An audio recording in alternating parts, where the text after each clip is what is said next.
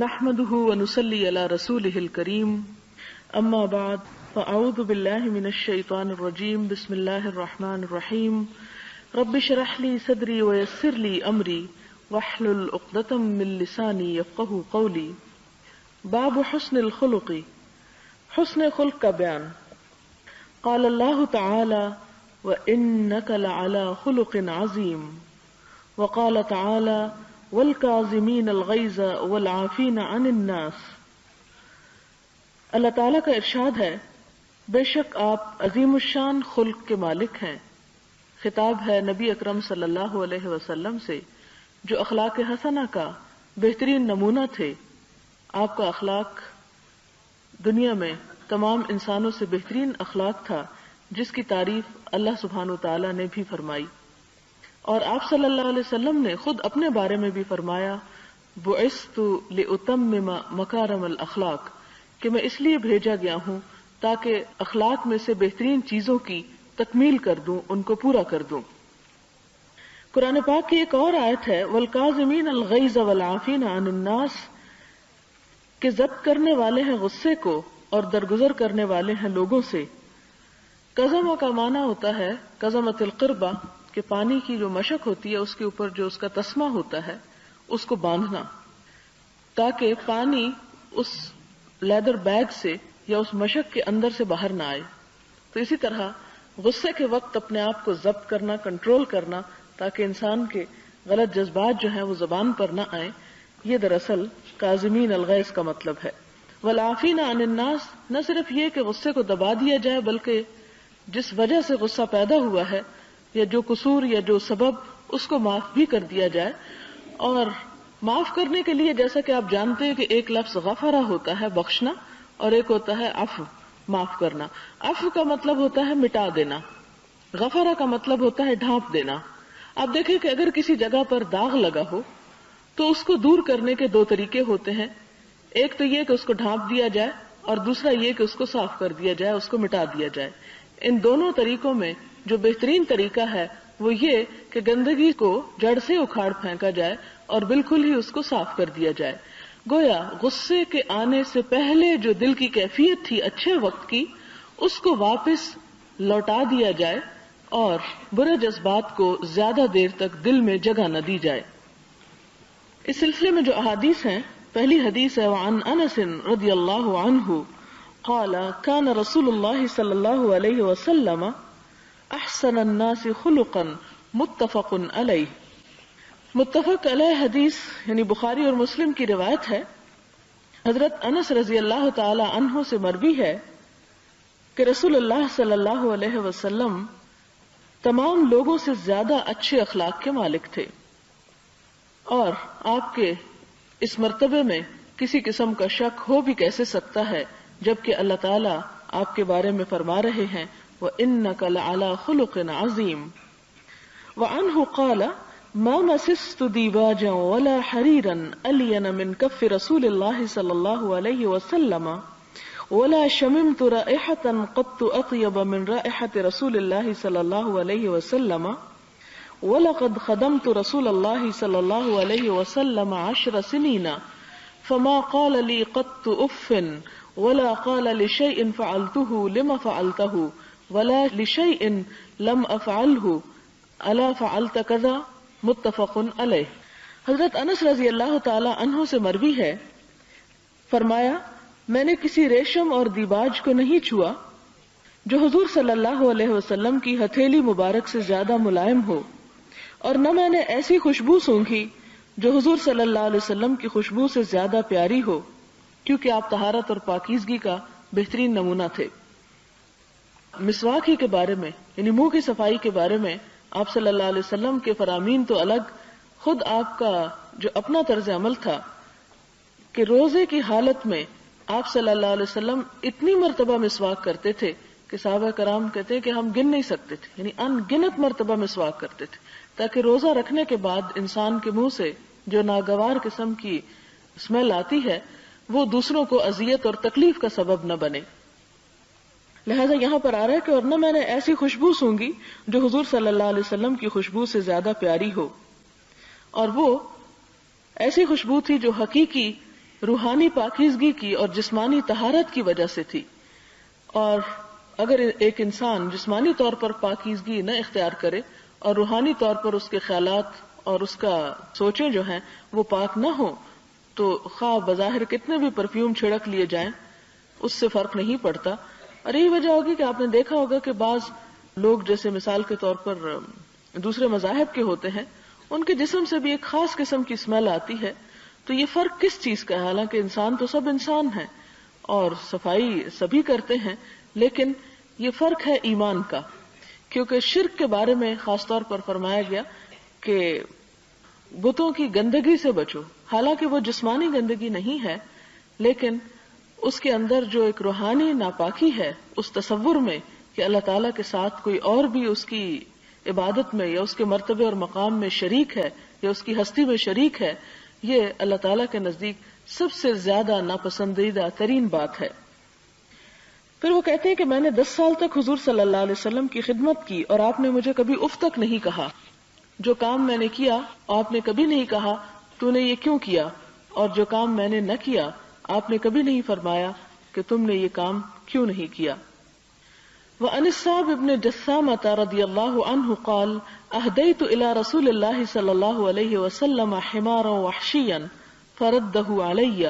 فلما رأى ما في وجهي قال انا لم نرده عليك الا لأننا حرم متفق علیہ.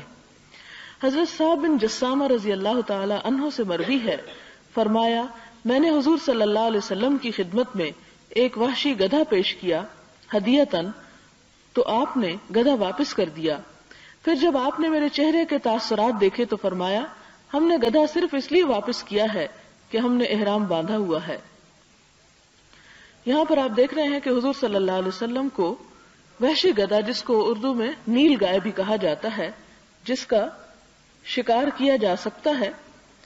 اور اس کا شکار کر کے گوشت کھایا جاتا ہے. عموماً گھروں میں یہ نہیں پالا جاتا، نہ تو یہ گدھے کی قسم کا ہوتا اور نہ گائے کی قسم کا کہ نیل گائے سے کوئی یہ تصور لے، لیکن گائے سے نسبتاً قریب تر ہوتا ہے بنسبت گدھے کے. لیکن اردو میں اس کا نام معلوم نہیں وحشی گدھا کیوں ہے. تو آپ نے گدھا واپس کر دیا، یعنی چونکہ وہ شکار کیا ہوا تھا. تو آپ نے میرے چہرے کے جب تاثرات دیکھے کہ ظاہر ہے جب کسی کا ہدیہ لوٹایا جائے تو جس نے دیا ہو اسے ناگوار محسوس ہوتا ہے، لہذا آپ صلی اللہ علیہ وسلم کو، آپ صلی اللہ علیہ وسلم جو بہت بڑے نفسیات دان بھی تھے، لوگوں کے احساسات اور ان کے جذبات اور ان کی فیس ریڈنگ بھی جانتے تھے، تو چہرے کے بدلتے ہوئے تاثرات کو دیکھ کر آپ نے محسوس کر لیا. تو آپ نے فرمایا کہ ہم نے گدھا صرف اس لیے واپس کیا ہے کہ ہم نے احرام باندھا ہوا ہے، یعنی اس وقت ہم اس کو استعمال نہیں کر سکتے. تو اس سے ایک بات یہ بھی پتہ چلتی ہے کہ بعض حقیقی ضروریات اور مجبوریوں کی وجہ سے ہدیے کو واپس کیا بھی جا سکتا ہے، اگرچہ بلا ضرورت اس کو واپس نہیں کرنا چاہیے. وعن النواس بن سمعان رضی اللہ عنہ قال سألت رسول اللہ صلی اللہ علیہ وسلم عن البر والإثم قال البر حسن الخلق والإثم ما حاك في صدرك وكرهت أن يطلع عليه الناس رواہ مسلم. حضرت نواس بن سمعان رضی اللہ تعالی عنہ سے روایت ہے، فرمایا میں نے حضور صلی اللہ علیہ وسلم سے نیکی اور گناہ کے بارے میں پوچھا تو آپ نے فرمایا نیکی حسن خلق کا نام ہے اور گناہ وہ ہے جو تیرے دل میں کھٹک جائے اور تو یہ پسند نہ کرے کہ لوگوں کو اس کی اطلاع ہو. یعنی نیکی اور گناہ کا عموماً تصور ہمارے ہاں کچھ مختلف ہے، لیکن نیکی کیا چیز ہے، نیکی کس کو کہتے ہیں اور برائی کس چیز کو کہتے ہیں. تو آپ نے فرمایا کہ نیکی حسن اخلاق کا نام ہے. اگر اخلاق اچھا نہیں تو نیکی نہیں. جس طرح کہ قرآن پاک میں بھی ایک جگہ پر آتا ہے لیس البر بأن تولوا وجوہکم قبل المشرق والمغرب ولكن البر من آمن باللہ وملائکتہ کتبہ، اور اس کے بعد مزید آتا ہے وآتى المال علی حبہ، کہ اللہ تعالیٰ کی محبت میں مال خرچ کرے، ذوی القربى والمساکین وابن السبیل. تو وہاں بھی یہ بتایا گیا کہ نیکی یہ نہیں کہ تم اپنے منہ مشرق یا مغرب کی طرف کر لو، یعنی صرف عبادت کر لینا یا صرف نماز پڑھ لینا یہ نیکی کا مکمل تصور نہیں ہے، بلکہ نیکی اس سے زیادہ اور بھی چیزوں کا نام ہے جس میں سر فہرست تو ایمان آتا ہے، اور ایمان اس وقت تک مکمل نہیں ہوتا جب تک کہ اس کے تقاضے پورے نہ کیے جائیں، اور ان کے تقاضوں میں ایک بڑا تقاضا یہ ہے کہ حسن اخلاق کا مظاہرہ کیا جائے۔ اور پھر فرمایا کہ گناہ وہ ہے جو تمہارے دل میں کھٹکے، اور دوسری شرط یہ اس کی کہ تم یہ بات پسند نہ کرو کہ تمہارا یہ فعل یا تمہارا یہ عمل لوگوں کو پتہ چل جائے، یعنی جس کام کو تم لوگوں سے چھپا کر کرو، یہ سوچ کر کہ لوگ دیکھیں گے تو کیا سوچیں گے کہ یہ ایک ایسا شخص ہے کہ بظاہر تو بہت اچھا بنتا ہے اور اس قسم کے غلط کام کرتا ہے، تو وہ کام تم نہ کرو۔ یہی دراصل گناہ ہے۔ یعنی گناہ کی یہ پہچان آخر کیوں رکھی گئی؟ اس کی وجہ یہ ہے کہ اللہ تعالیٰ نے انسان کے اندر خیر اور شر دونوں قوتیں رکھ دی، اور خیر اور شر کی پہچان کی قوت بھی رکھ دی۔ فَأَلْهَمَهَا فُجُورَهَا وَتَقْوَاهَا، تو ہمارے اندر اللہ تعالیٰ نے ایسا میزان اور ایسا آلہ رکھ دیا کہ جو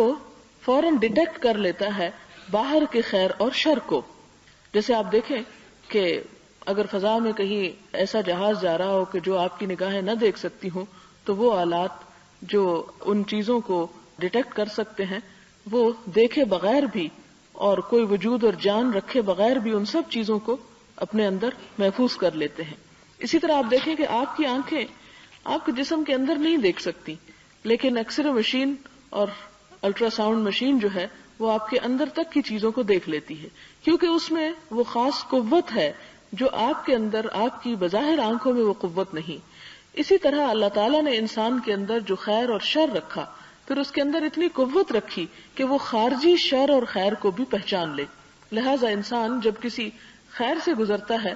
تو اس کو بھی محسوس کر لیتا ہے اور انسان کا دل اس پہ مطمئن ہو جاتا ہے۔ اسی طرح جب کوئی برا کام کرنے لگتا ہے اور دل اس پہ بے چین ہوتا ہے، وہ بے چینی اسی لیے ہوتی ہے کہ اندر کی قوت باہر کے شر کو ڈیٹیکٹ کر رہی ہے۔ پھر اس کے بعد آپ صلی اللہ علیہ وسلم نے مزید فرمایا اخلاق کے بارے میں، وعن عبد الله بن عمرو بن العاص رضی اللہ عنہما قال لم يكن رسول الله صلی اللہ علیہ وسلم فاحشا ولا متفحشا وكان يقول ان من خياركم احسنكم اخلاقا متفق علیہ۔ حضرت عبداللہ بن عمرو بن العاص رضی اللہ تعالی عنہ سے مروی ہے، فرمایا حضور صلی اللہ علیہ وسلم نہ تو طبعاً فحش کلام کرتے تھے، یعنی فحش کلامی کرتے تھے، نہ ہی تکلف کرتے تھے، اور فرمایا تم میں سے بہتر وہ ہے جس کے اخلاق اچھے ہوں۔ یعنی یہاں پر اس حدیث میں دو چیزیں بتائی گئی، ایک تو آپ کا اپنے طرز عمل اور ایک آپ کا قول۔ آپ کا طرز عمل کیا ہے کہ نہ تو آپ بیہودہ کلام کو پسند کرتے تھے، یعنی فضول اور بے معنی اور لا یعنی باتوں کو یا بے حیائی کی باتوں کو، کیونکہ فحش کا اطلاق جو ہے وہ دونوں طرح کی چیزوں پر ہوتا ہے، اور نہ ہی آپ تکلف سے کوئی ایسا کام کرتے تھے کہ جس میں کوئی برائی کا پہلو ہو۔ اور پھر آپ صلی اللہ علیہ وسلم کا اپنا فرمان بھی یہ ہے کہ تم میں سب سے اچھا شخص وہ ہے جس کا اخلاق اچھا ہو۔ وعن ابی الدرداء رضی اللہ عنہ ان النبی صلی اللہ علیہ وسلم قال ما من شيء اثقل في ميزان العبد المؤمن يوم القيامة من حسن الخلق وان الله يبغض الفاحش البذيء۔ حضرت ابو درداء سے روایت ہے کہ رسول اللہ صلی اللہ علیہ وسلم نے فرمایا قیامت کے دن بندہ مومن کے میزان میں حسن خلق سے زیادہ بھاری کوئی چیز نہیں ہوگی، اور بے شک اللہ تعالیٰ فحش گو اور بےہودہ بکنے والے سے دشمنی رکھتا ہے، نفرت کرتا ہے۔ یعنی قیامت کے دن انسان کے سارے اعمال تولے جائیں گے، نمازیں بھی تولی جائیں گی، قرآن بھی تولا جائے گا کہ کتنا پڑھا اس کو، پھر اسی طرح صدقہ خیرات اور باقی تمام چیزیں بھی، لیکن ان سب کے مقابلے میں اچھا اخلاق سب سے بھاری اور وزنی نیکی شمار ہوگا۔ اور پھر مزید جو بات فرمائی گئی، آپ دیکھیں کہ قرآن پاک جب ہم پڑھتے ہیں تو بہت سی ایسی آیات ملتی ہیں جس میں مختلف خصوصیات رکھنے والوں سے اللہ تعالیٰ محبت رکھتے ہیں، لیکن یہاں پر یہ بتایا گیا کہ نفرت کس سے رکھتے ہیں۔ قرآن پاک میں بعض اوقات یہ آتا ہے کہ اللہ تعالیٰ فلاں سے محبت نہیں کرتے، فلاں سے نہیں کرتے، لیکن یہاں پر بہت وضاحت سے بتا دیے گئے کہ وہ شخص جو فحش گو ہو، بے حیائی کی باتیں کرے، بےہودہ کلام کرے،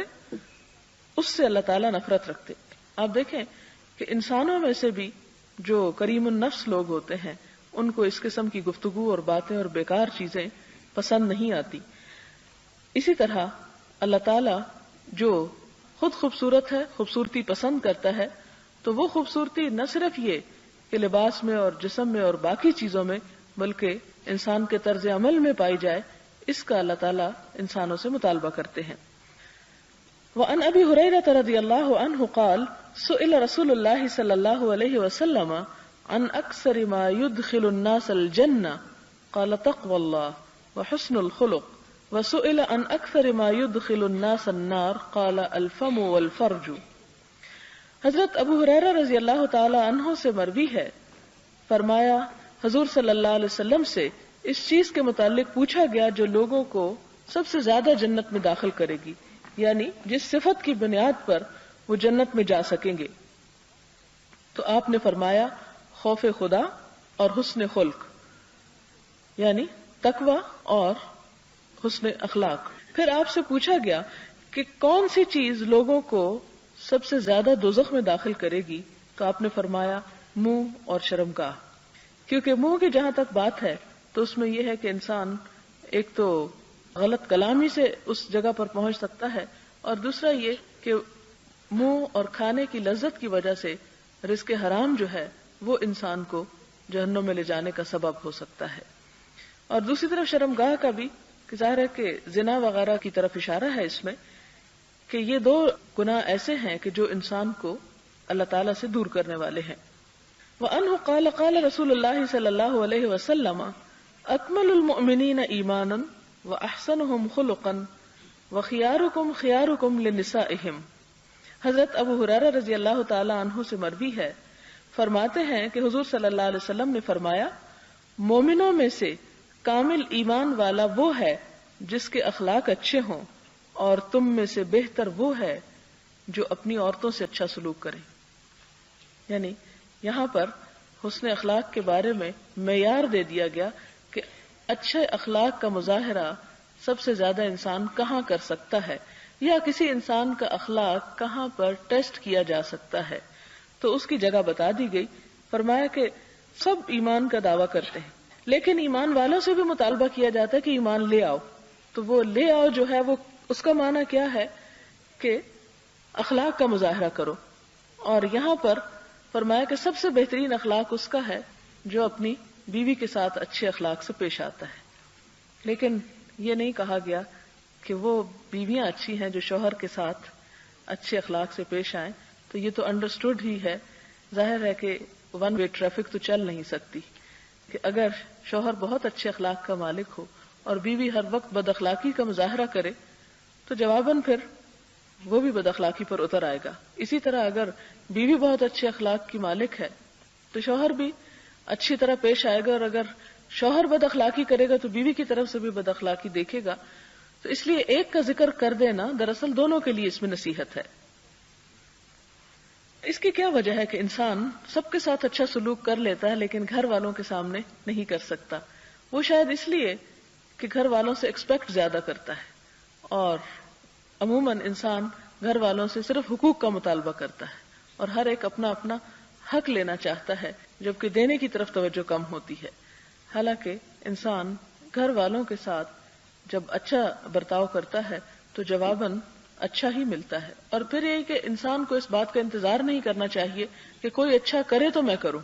اور اگر کوئی نہیں کرتا تو میں بھی نہیں کرتا۔ لیکن اچھائی دراصل وہی ہے کہ اگر کوئی نہ بھی کرے تو بھی انسان کرتا رہے۔ وعن عائشة رضی اللہ عنہا قالت سمعت النبی صلی اللہ علیہ وسلم یقول ان المؤمن لیدرک بحسن خلقہ درجۃ الصائم القائم۔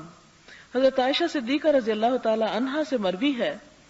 فرمایا میں نے حضور صلی اللہ علیہ وسلم کو یہ فرماتے سنا، مومن اپنے اچھے اخلاق سے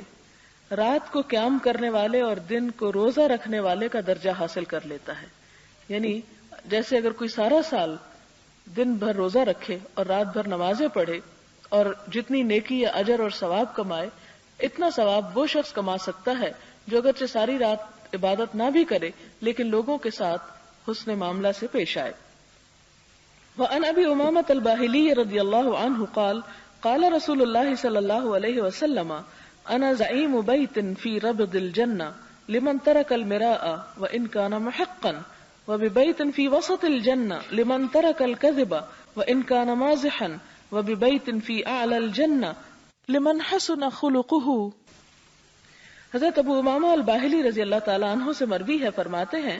کہ حضور صلی اللہ علیہ وسلم نے فرمایا، میں اس شخص کے لیے جنت کے بیرونی حصے میں ایک گھر کی ضمانت دیتا ہوں جو جھگڑا فساد ترک کر دے، خواہ وہ حق پر ہی کیوں نہ ہو، اور میں اس شخص کے لیے جنت کے درمیان میں ایک گھر کی ضمانت دیتا ہوں جو جھوٹ چھوڑ دے، خواہ مذاق ہی میں کیوں نہ ہو، اور اس شخص کے لیے جنت کے اعلی مقام پر ایک گھر کی ضمانت دیتا ہوں جس کے اخلاق اچھے ہوں. یعنی جنت میں بھی درجات ہیں، مختلف کمپارٹمنٹس ہیں، اور وہ کس طرح ہیں؟ لوگوں کے مراتب کے اعتبار سے، ان کے اعمال کے اعتبار سے. تو یہ ہے کہ یعنی جنت کا ایک گھر جو بیرونی حصے میں ہو، اور آپ دیکھیں کہ بعض اوقات باہر کا منظر اندر کے منظر سے زیادہ خوبصورت ہوتا ہے، اور یہ اس کے لیے ہے کہ جو جھگڑے فساد سے بچ کر رہے، یا ہو رہا ہو تو اسے ختم کرنے کی کوشش کرے، پرولونگ کرنے کی بجائے یا طول دینے کی بجائے، اگرچہ انسان حق پر ہی کیوں نہ ہو. یعنی اپنا حق مار کر یا اپنے حق سے دستبردار ہو کر انسان جھگڑا لڑائی کو ختم کر دے. اور اس شخص کے لیے جنت کے درمیان میں جو جھوٹ ترک کر دے، خواہ مذاق سے ہی کیوں نہ ہو. آپ دیکھیں کہ الحمدللہ عام طور پر جو جھوٹ ہے ان سے تو بچنے کی کوشش کی جاتی ہے، لیکن صرف مزاح کے لیے یا کلام میں دلچسپی پیدا کرنے کے لیے عموماً اس بات کا خیال نہیں رکھا جاتا، اور پھر جب کہا جائے تو کہہ دیتے کہ میں تو مذاق کر رہی تھی. یعنی غلط بیانی کے بعد یہ ہمارا عام طور پر تکیہ کلام ہے کہ میں تو صرف مذاق کر رہی تھی، حالانکہ مذاق میں بھی جھوٹ بولنے کی ممانعت ہے. اور اس شخص کے لیے جنت کے اعلی مقام پر گھر کی ضمانت دیتا ہوں جس کے اخلاق اچھے ہوں. وعن جابر رضی اللہ عنہ ان رسول اللہ صلی اللہ علیہ وسلم قال ان من احبکم الی واقربکم منی مجلسا یوم القیامت احاسنکم اخلاقا وان من ابغضکم الی وابعدکم منی یوم القیامہ الثرثارون المتشدقون والمتفیہقون. قالوا یا رسول اللہ قد علمنا الثرثارون والمتشدقون فما المتفیہقون قال المتکبرون. رواہ الترمذی وقال حدیث حسن. حضرت جابر رضی اللہ تعالیٰ عنہ سے مروی ہے کہ حضور صلی اللہ علیہ وسلم نے فرمایا، قیامت کے دن تم میں سے مجھے سب سے زیادہ محبوب اور میرے زیادہ قریب بیٹھنے والے وہ لوگ ہوں گے جن کے اخلاق اچھے ہیں، اور قیامت کے دن مجھ سے سب سے زیادہ ناپسند، سب سے زیادہ مجھ سے دور وہ لوگ ہوں گے جو زیادہ بولنے والے، باچھیں پھاڑ پھاڑ کر باتیں کرنے والے اور تکبر کرنے والے ہیں. صحابہ کرام رضوان اللہ علیہم اجمعین نے عرض کیا، یا رسول اللہ صلی اللہ علیہ وسلم، ہم سرسارون اور متشدقون کا مطلب تو سمجھ گئے ہیں، یہ متفیہقون کون لوگ ہیں؟ فرمایا تکبر کرنے والے. سرسار ہوتا ہے تکلفاً زیادہ باتیں کرنے والا، یعنی کثرت کلام ناپسندیدہ ہے بغیر ضرورت کے، کیونکہ ایک روایت میں آتا ہے کہ جس کا کلام زیادہ ہوگا اس کی خطائیں بھی زیادہ ہوں گی. ایک فارسی کا مشہور مقولہ ہے جس کا ترجمہ یہ ہے کہ جس شخص نے گفتگو کم کی اس نے اپنے عیب و ہنر کو چھپا رکھا. تو انسان جب بولتا ہے تو ہی اس کی شخصیت کا راز کھلتا ہے کہ وہ کس کلیبر کا آدمی ہے یا کس اخلاق اور کردار کا مالک ہے، کیونکہ انسان اپنی گفتگو میں وہ سارے عیب اپنے ظاہر کر دیتا ہے جن کو وہ چاہے بتکلف چھپا کر ہی کیوں نہ رکھے. لیکن اچھی گفتگو جو ہے وہ خاموشی سے بہتر ہے. متشدق اپنے کلام کے ذریعے لوگوں پر فخر کرنے والا، یعنی خوب بول کر لوگوں کو، یعنی محفل کی زینت بننے کی کوشش کرنے والا، اور اپنے کلام کا لوگوں پر رعب طاری کرنے کے لیے منہ بھر کر بولنے والا، فصاحت کا رعب جتانے والا، یعنی بہت زیادہ لفاظی اور گفتگو کو ایسے الفاظ سے مزین کرنا کہ جس سے لوگوں پر رعب جم سکے. آپ دیکھیں کہ ہمارے ہاں افسوس کے ساتھ کہنا یہ پڑتا ہے کہ مذہبی طبقے کے اندر یہ چیز بہت زیادہ آ گئی کہ لوگوں کے اوپر اپنے علم کا رعب جمانے کے لیے زیادہ سے زیادہ مشکل اور زیادہ سے زیادہ خوبصورت الفاظ اور ایسی قافیہ بندی کر کے کلام کرنے کی عادت ہو گئی کہ جس سے لوگوں کی سمجھ میں اصل بات نہیں آتی. تو ہمیں اس سے اجتناب کرنا چاہیے اور آسان زبان میں بات کرنی چاہیے، کیونکہ حضور صلی اللہ علیہ وسلم بذات خود آسانی کو پسند فرمایا کرتے تھے،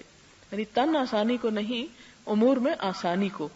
پھر اسی طرح آپ دیکھیں کہ یہاں تک بھی منع فرمایا گیا ہے کہ دعا شعر کے انداز میں پڑھی جائے یا قافیہ بندی اس میں کی جائے، یعنی عاجزی کے ساتھ سمپل الفاظ میں دعا مانگنا زیادہ پسندیدہ ہے بنسبت اس کے کہ راگ کے انداز میں یا شعروں کے انداز میں۔ کیوں منع کیا گیا؟ اس کی وجہ یہ ہے کہ اس میں پھر اصل روح نہیں ہوتی، انسان کی کوشش صرف شعر کا وزن پورا کرنے کی ہوتی ہے، خواہ اس سے معنی پوری طرح ادا ہوتے ہوں یا نہ ہوتے ہوں یا ضرورت سے زائد ہوں۔ ترمذی نے حضرت عبداللہ بن مبارک سے حسن خلق کی تفسیر یوں نقل کی ہے۔ حسن خلق ہے کیا؟ یعنی ہم نے اتنا پڑھا کہ حسن اخلاق کی بہت فضیلت ہے اور بہت درجہ ہے، لیکن یہ ہے کیا؟ عبداللہ بن مبارک کہتے ہیں کہ حسن خلق نام ہے خندہ پیشانی کا، نیکی کو پھیلانے کا اور بدی کو روکنے کا۔ یعنی حسن خلق جو ہے لوگوں سے اچھے طریقے سے بات کرنا، نیکی کی بات انہیں بتانا یعنی ان کی خیرخواہی کرنا، اور برائی سے ان کو روکنا۔ آپ دیکھیں کہ جب تک آپ نیکی کی بات بتاتے رہیں تو آپ خوش اخلاق کہلائیں گے، لیکن جس دن آپ نے کسی کو برائی سے روکا تو لوگ آپ کو سب سے زیادہ بد اخلاق انسان تصور کریں گے، کیونکہ امر بالمعروف آسان تر ہے لیکن نہی عن المنکر جو ہے وہ بہت مشکل کام ہے، کیونکہ کسی کو یہ کہنا کہ آؤ یہ اچھا کام ہے یہ کر لو یا اس طرف اگرچہ مشکل ہوتا ہے لیکن نسبتاً آسان ہوتا ہے، کمپیریٹیولی آسان ہے۔ لیکن اگر کسی کو یہ کہا جائے کہ فلاں غلط کام چھوڑ دو یا غلط بات چھوڑ دو تو وہ چیز دوسرے کے لیے ناپسندیدہ ہوتی ہے۔ لیکن اگر اللہ تعالیٰ توفیق دے اور انسان کو حکمت عطا کرے تو بہت سی ایسی باتیں انسان کر سکتا ہے جو مشکل ہوں لیکن آسانی کے ساتھ، مگر اس میں مشکل یہ ہوتی ہے کہ انسان زیادہ سے زیادہ جب تک اپنے نفس پر اور اپنی ذات پر جبر کرنا نہ سیکھے یہ کام ہو نہیں سکتا۔